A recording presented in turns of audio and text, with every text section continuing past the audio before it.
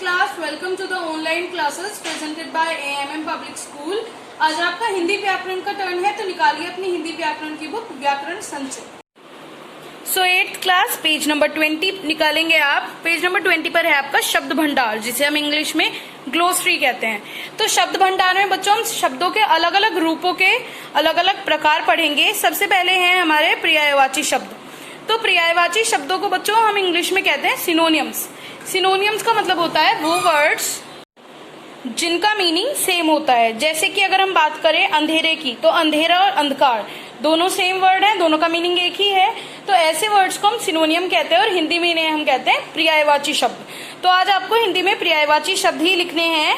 आपको केवल स्टार्टिंग के 10 पर्यायवाची, अमृत से लेकर गंगा तक पर्यायवाची आपको अपनी नोटबुक में, जो हिंदी सेकंड की हिंदी व्याकरण की नोटबुक है, उसमें आप पर्यायवाची लिखेंगे।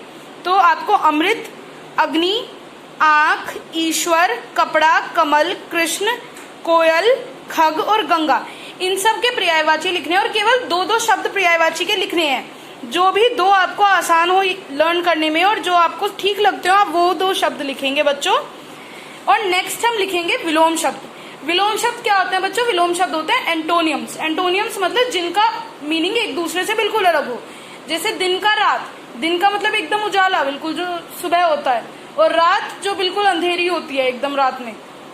तो दोनों विलोम है एक दूसरे के। तो विलोम शब्द को हम इंग्लिश में कहते हैं एंटोनियम्स, और विलोम शब्द होते हैं जिनके मतलब एक दूसरे से बिल्कुल अलग हों। तो विलोम शब्द भी करने हैं आपको अपनी हिंदी सेकंड की नोटबुक में, और आपको 12 विलोम शब्द लिखने हैं। अंत, अर्थ, आकाश, उन्नति, कृतज्ञ, गुण, निरक्षर, निर्गुण, प्रत्यक्ष, पाप, जीवन और मितव्यय।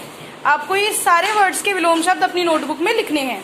तो ये है आपका आज का वर्क बच्चों। मिलते हैं नेक्स्ट क्लास में नेक्स्ट वर्क के साथ। Thank you.